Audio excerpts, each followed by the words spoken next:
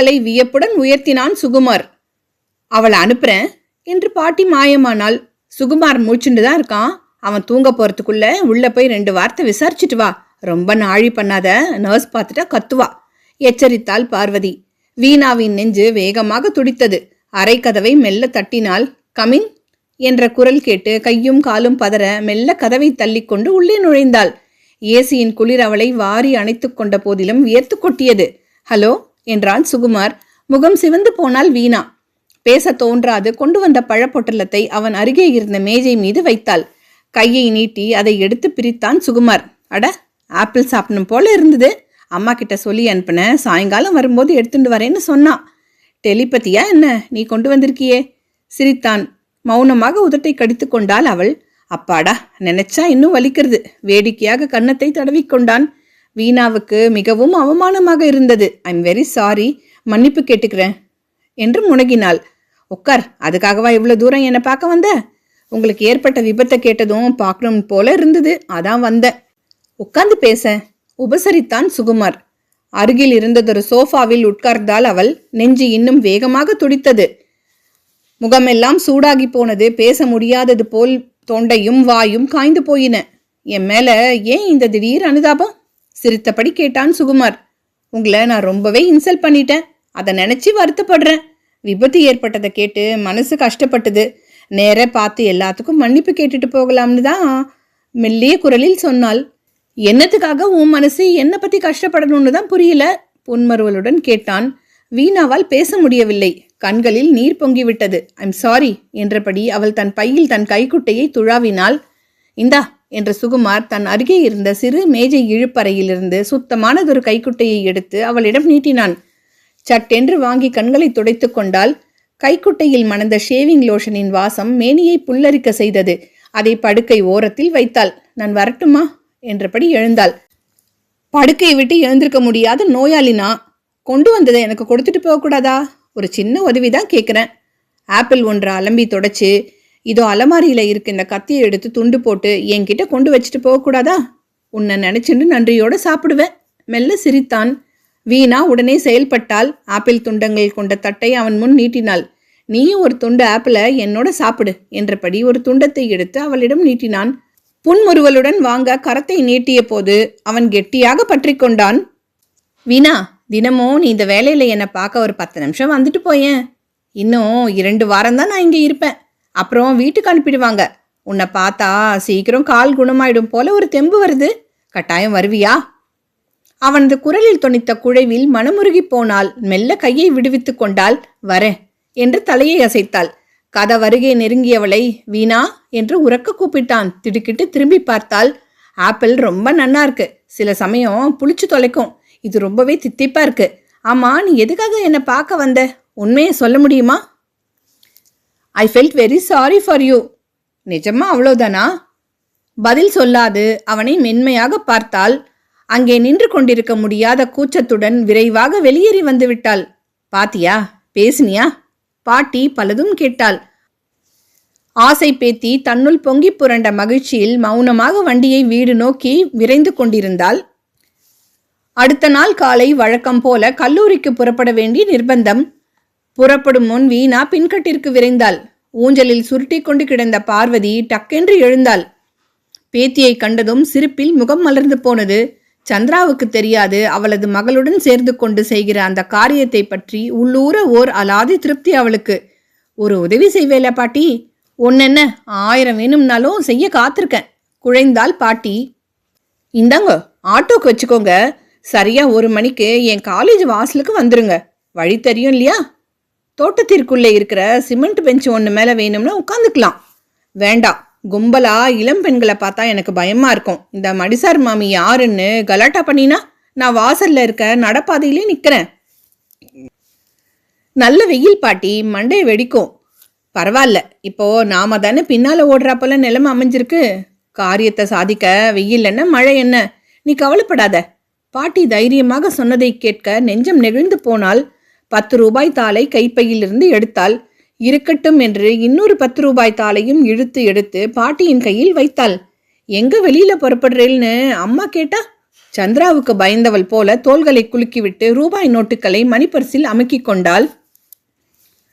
பேத்தியின் தயவு இருக்கும் வரை அவள் பாடு கொள்ளைதான் என உள்ளம் மகிழ்ந்து போனாள். இன்னைக்கு கொஞ்சம் பிஸ்கட் வாங்கிட்டு போனோம், நினைவுபடுத்தினாள் பார்வதி. கை செலவுக்கு என்று மாத தொடக்கத்தில் அப்பா கொடுக்கும் 100 ரூபாய் ஒரு சில நாட்களில் வேகமாக கரைந்து கைப்பையில் 7 ரூபாயாக சுருங்கிக் கொண்டிருப்பதைக் கண்டு திகைத்து போனாள் வீணா. இன்னும் 1 வார காலமாவது சுகுமார் நர்சிங் ஹோமில் இருப்பான். தினசரி போய் வர ஆட்டோவுக்கு பழம் பிஸ்கட் வாங்கவும் பணம் வேண்டுமே. டிஃபன் டப்பாவை கையில் கொடுத்த அம்மாவை மிகவும் அன்போடு பார்த்தாள். அம்மா, எனக்கு ஒரு 100 ரூபாய் வேணும் என்றார் தனித்த குரலில். பணம் மரத்துல காய்க்கிறது, அப்பா கொடுத்தது என்னாச்சு? சந்திரா கடுமையான குரலில் கேட்டாள். என் சிநேகிதின் பிறந்த நாளுக்கு ட்ரீட் கொடுத்தேன், செலவாயிட்டுது. உனக்கு சம்பாதிக்கிற யோகியதை இருந்தா சிநேகிதிகளுக்கு ட்ரீட் கொடுத்து காசை கரியாக்கலாம். உங்க அப்பா தோட்டத்திலேருந்து காசை பறிச்சுட்டு வரல. பாவம், நாள் முழுவதும் ஆஃபீஸில் வேலை செஞ்சு அங்கே இருக்கிற கவலையெல்லாம் தலை மேலே ஏற்றிண்டு ரத்த அழுத்தத்தை அதிகமாக்கிண்டு சாப்பிட முடியாமல் வயிற்று வலியில் துடிச்சு சம்பாதிக்கிறார். கண்டபடி செலவழிச்சா என்ன அர்த்தம்? எரிச்சலோடு படப்படத்தாள். அதற்குள் கண்களிலிருந்து நீர் பொல பொலவென்று கொட்டி முகம் சிவந்து போன மகளைக் கண்டு அவள் மனம் கரைந்து போனது. இந்த தடவை போகட்டும், தரேன். இனிமேல் நினைச்ச போது இப்படி பணம் கிடைக்காது. கல்யாண வயசுல இருக்கிற நீ பொறுப்பு இல்லாம என்னவோ 10 வயசு குழந்தை மாதிரி ரொம்ப கொட்டமடிக்கிறேன். எனக்கு பொறுமை ரொம்ப கிடையாது என்று பயமுறுத்தியபடி பீரோவை திறந்து 100 ரூபாய் நோட்டொன்றை எடுத்து வந்து மகளிடம் தந்தாள். 1 வார காலத்தை அந்த பணத்தை வைத்துக்கொண்டு ஓட்டி தொலைக்க வேண்டும் என்று எண்ணி கணக்கிட்டபடி மகள் புறப்பட்டாள். இந்த பாழா போன பரீட்சை வேறு வந்து கொண்டிருக்கிறது என்று அழுத்துக்கொண்டு வகுப்பிலே கவனம் இல்லாது பல கற்பனைகளில் வளைய வந்தவளாக நேரத்தை எதிர்நோக்கி உட்கார்ந்திருந்தாள். பார்வதி சொன்ன நேரத்திற்கு தயாராக காலேஜ் வாசலில் காத்திருந்தாள். ஆட்டோ ஒன்றை பிடித்து கொண்டு பாட்டியும் பேத்தியும் பிஸ்கட் பொட்டலம் ஒன்றோடு நர்சிங் ஹோமிற்கு விரைந்தனர். ரிசப்ஷனிஸ்ட் தயிர் சாதத்தை டப்பாவில் நின்று அள்ளி வாயில் திணித்து கொண்டு அலறிக்கொண்டிருக்கும் தொலைபேசியை எரிச்சலோடு இடது கையால் எடுத்து தொண்டையை அடைத்த சோற்றோடு ஷியோர் ஷியோர் என்று பதில் சொல்லி கொண்டிருந்தாள். பாட்டியையும் பேத்தியையும் மேஜைக்கு எதிரே கண்டதும் அவளுக்கு ஆத்திரமாக வந்தது. டெலிஃபோன் தான் ஓயாது ஒலித்து வயிற்றெரிச்சலை கொட்டிக் கொள்கிறது என்றால் இந்த பணக்கார விசிட்டர்கள் நினைத்த நேரத்திற்கு வந்து சோற்று வேலையில் கழுத்து அறுக்கணுமா? சாதத்தை விழுங்கிவிட்டு ஏற இறங்க வீணாவை உற்று பார்த்தாள். தல தலவென்று செழுமையாக தெரிந்த அந்த பெண் கட்டாயம் பெரிய இடத்தை சேர்ந்தவள்தான். இந்த சுகுமாருக்கு என்ன உறவோ? ஒரு சமயம் கல்யாணத்திற்காக பார்த்து வைத்திருக்கும் பெண்ணோ என்னவோ. ஃபியான்சியை தினசரி பார்க்க வருகிறாள் போலிருக்கு. சாயங்காலம் வந்து தொலைக்கிறது தானே. ஒரு பிடி சோற்றுக்கு காலையிலிருந்து மூச்சு விடாம மாலை 5 மணி வரை வாயலுக்காது பேசிக்கொண்டிருக்கும் என்னோட சோற்று வேலையில்தான் வந்து கழுத்த அடுக்கணுமா? ஆத்திரத்துடன் பார்வதியை முறைத்தாள். மன்னிச்சுக்கோமா, உங்ககிட்ட சொல்லிட்டு நாங்க அவசரமா சுகுமார் என்றவரை பார்த்துட்டு போக வந்திருக்கோம், தொலையுங்க என்று எண்ணியபடி வெறுப்பு கலந்ததொரு புன்சிரிப்பை தூவிவிட்டு அவள் தன் தயிர் சாதத்தின் பக்கம் திரும்பினாள். பாத்தியோன்னோ அவ மூஞ்சிய வேகிறது. காரியம் ஆகணும்னா இதுகளுடைய கையையும் காலையும் பிடிக்க வேண்டியிருக்கு. கீழே இறங்கி போறச்ச நான் சொல்லிடுறேன். இன்னும் சில நாள் வந்துட்டு போயிட்டு இருப்போம், கொஞ்சம் சிரமம் பாராட்டக்கூடாதுன்னு தனியா சொல்றேன். பிறகு 2 நாள் கழிச்சு உன்கிட்ட இருக்கிற பாரிஸ் பவுடர் டப்பாவில் ஒன்றை கொண்டு வந்து மேஜை மேலே வச்சுட்டு மிஸ்டர் சுகுமாரை பற்றின சரியான தகவலை அழுக்காம வந்தவங்களுக்கெல்லாம் சொல்றீங்க, தேங்க்யூன்னு சிரிச்சிட்டு போதும் ஆளே மாறிடுவா. மகிமையை போதித்தபடி பாட்டி லிஃப்டை நோக்கி விரைந்தாள். முதல் நாளை போல உணவு நேரம் ஆதலால் வராண்டா வெறுமையாக கிடந்தது. பாட்டி முதலில் போய் அரைக்கதவை லேசாக தட்டிவிட்டு தலையை உள்ளே நீட்டினாள். வீணா உங்களை பார்க்க வந்திருக்கா என்று பராக்கு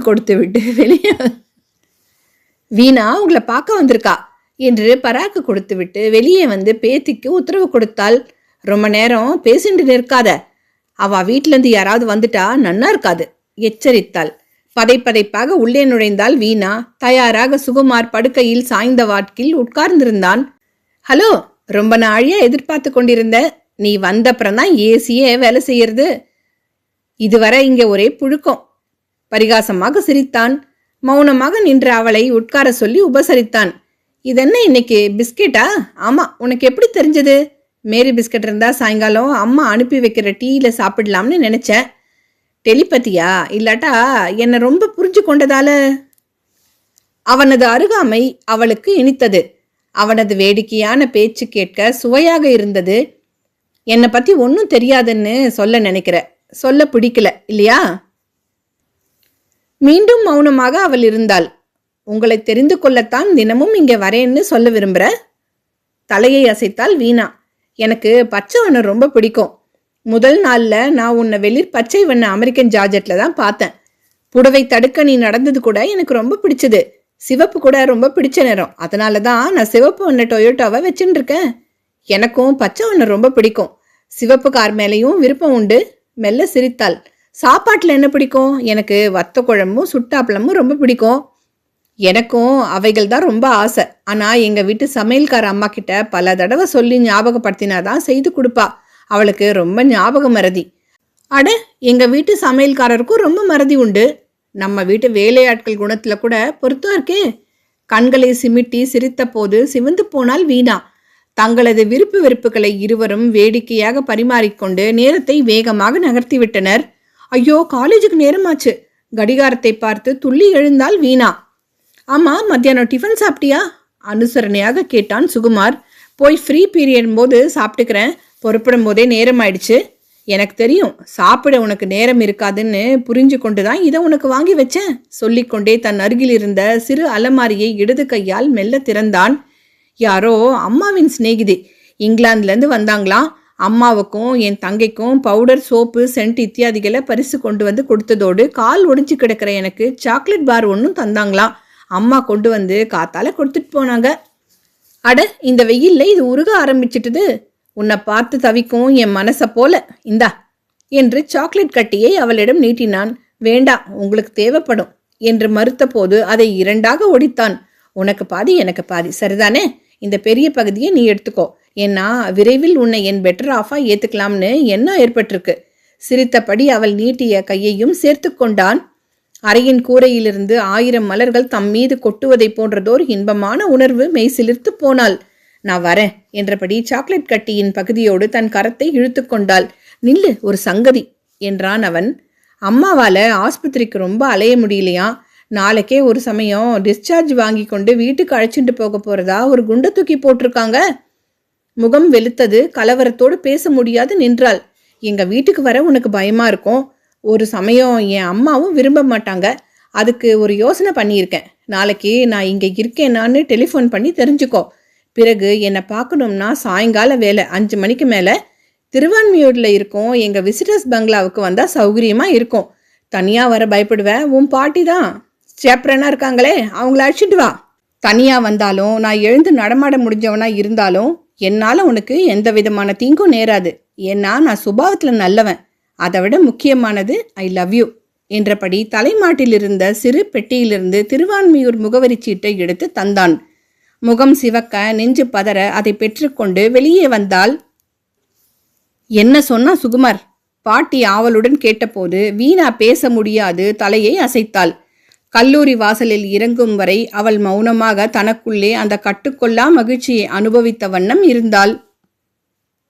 மறுநாள் மாலை கல்லூரியிலிருந்து வந்ததும் விரைந்து மாடிக்கு ஓடிய வீணா மேல் உதட்டில் அரும்பி நின்ற வியர்வையை புறங்கையால் துடைத்து கொண்டு புத்தக சுமையை தன் அறை மேஜை மீது தொப்பென்று போட்டாள். வரப்போகும் பரீட்சையில் அவள் பாஸ் ஆவாளோ என்னவோ. ஆனால் அவளது மனதிலே பொங்கி புரண்டு கொண்டிருந்த அன்பு பரீட்சையில் அவள் தேர்ந்து விட்டிருந்தாள். அவளுக்குள் சுகுமாரை ரொம்பவே நேசிக்க தொடங்கி விட்டிருந்தாள். அவனுக்கும் அவள் மீது ரொம்ப அன்பு. அவனை சரியாக புரிந்து கொள்ளாததனால் எத்தனை குழப்பம், மனத்தாங்கல், கண்ணீர். குளித்துவிட்டு மேக்ஸி ஒன்றில் வெளிப்பட்ட அவள் மெல்ல கதவை திறந்து கொண்டு எட்டி பார்த்தாள். அம்மா கீழே கைவேலையாக இருந்தாள். அப்பா இன்னமும் அலுவலகத்திலிருந்து வரவில்லை. தந்தையின் படுக்கை அறைக்குள் புகுந்து அவரது பிரத்யேக டெலிபோனில் எண்களை வேகமாக சுழற்றினாள். மறுபக்கம் லேசான கரகரப்புடன் பட்டு போல காதை தழுவியது அவன் குரல். நீயா என்றான் சுகுமார் மகிழ்ச்சியுடன். வீட்டில் வருவோர் போவோர் அதிகம். எனக்கு தனியா நிம்மதியா இருக்கணும்னு தோணியதால இங்கேதான் நான் தங்க போறேன்னு கண்டிப்பா சொல்லிட்டேன். உதவிக்கு யாரும் அருகில் இல்லையா? வேலைக்காரர்கள் கணவன் மனைவி 2 பேர் வீட்டோடயே இருக்காங்க. ரொம்ப உதவி செய்யறாங்க. அப்ப கூட நீங்க தனியா தானே இருக்கீங்க. நீ தான் என் மனசுலயே இருக்கியே. அப்போ எப்படி நான் தனியா இருக்க முடியும்? டெலிஃபோன் ரிசீவரை பிடித்த உள்ளங்கை வியர்த்து போனது. உடம்பெல்லாம் சிலிர்த்து சூடாகி போனது. சாப்பாட்டுக்கு என்ன செய்றீங்க? நீ வந்து சமைச்சு போடுவேன்னு காத்துட்ருக்கேன். நான் சமைச்சா நீங்கள் பட்னியாக தான் இருக்கணும். கலுக்கென்று சிரித்தாள். உன்னை பார்த்தால் போதாதா? பசி தீந்துடுமே. வீட்டிலிருந்து உங்கள் தங்க கொண்டு வந்து தராளாக்கும். 3 வேளை சாப்பாடு வீட்டிலேருந்து வர்றது. கார்த்தால பெட் காஃபியும் முருகன் போட்டு தந்துடுறான். 10 மணிக்கு அப்பா என்ன பார்க்க வரார்.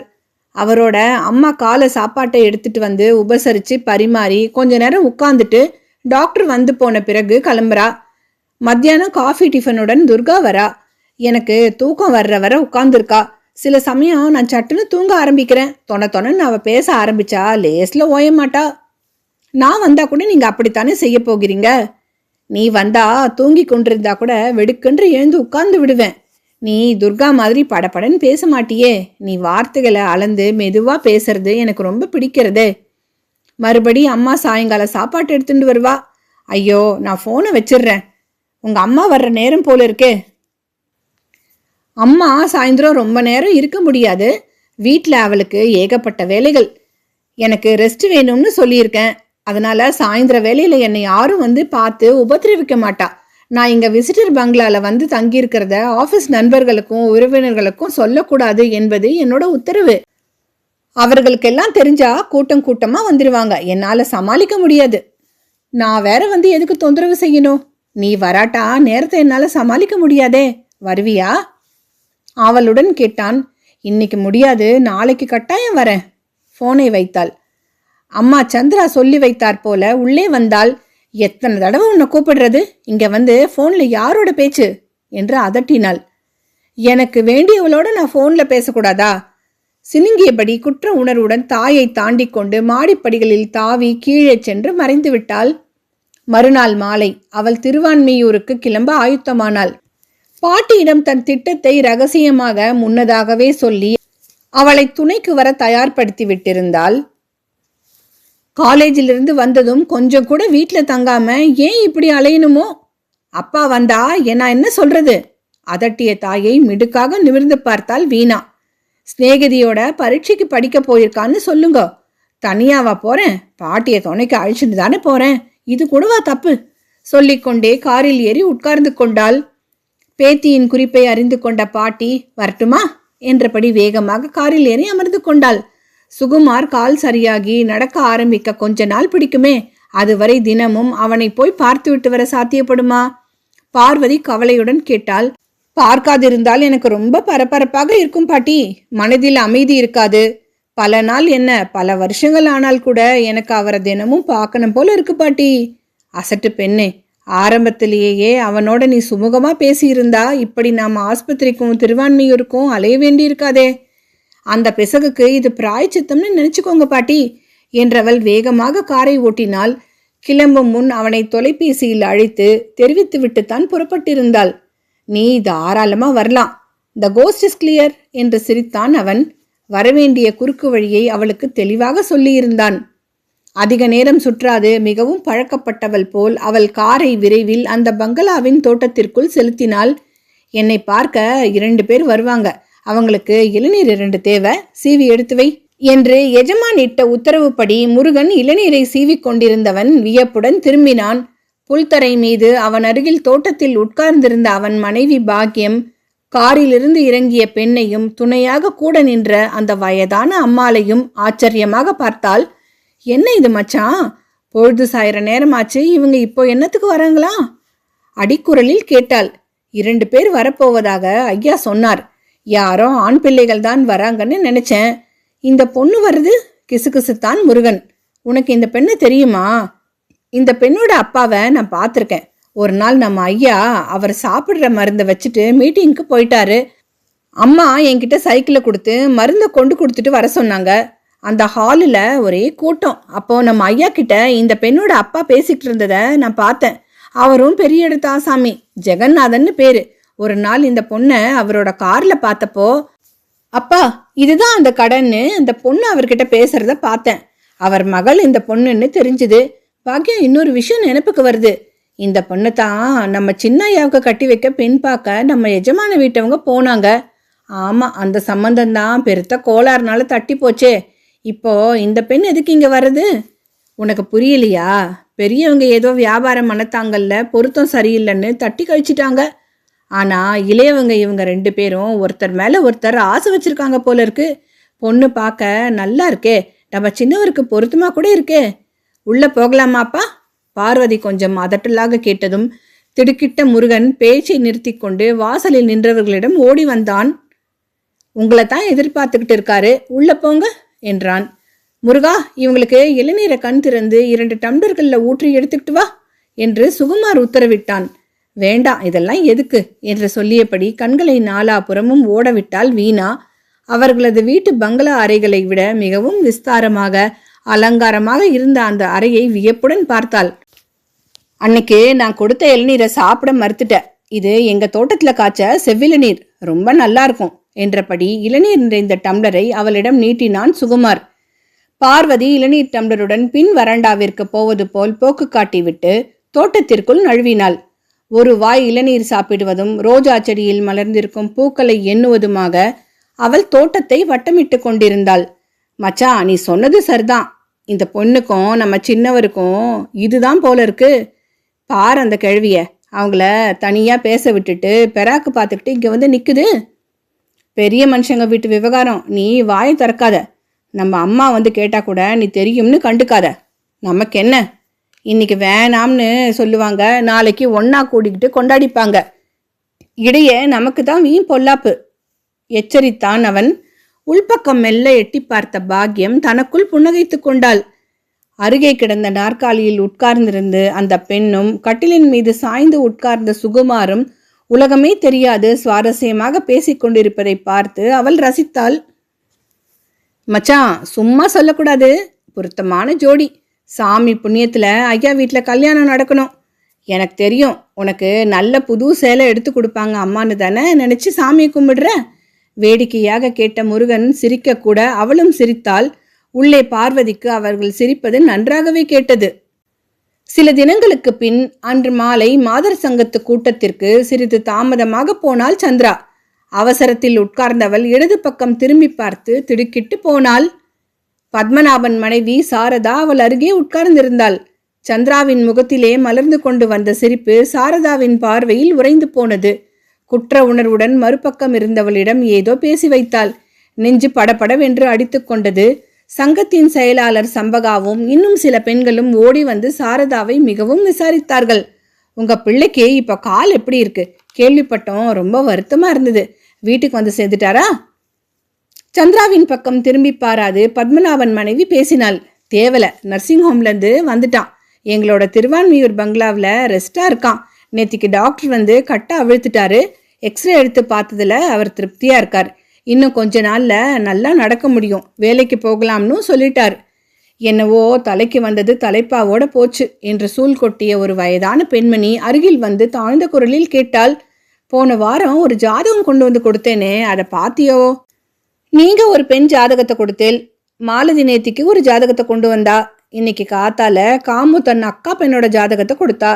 எல்லாத்தையும் நான் எங்க ஜோசியர்கிட்ட கொடுத்துருக்கேன். எது பொருத்தமா இருக்கிறதோ பாப்போம்.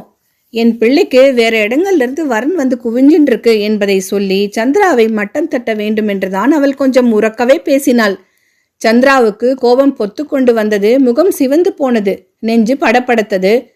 நான் தேட புறப்பட்டா என் பெண்ணுக்கு 1000 வரன்கள் வந்து நிற்கும் என்று தனக்குள்ளே வெகுண்டபடி விருக்கென்று எழுந்து கூட்டத்திற்குள் கலந்து கொண்டாள்.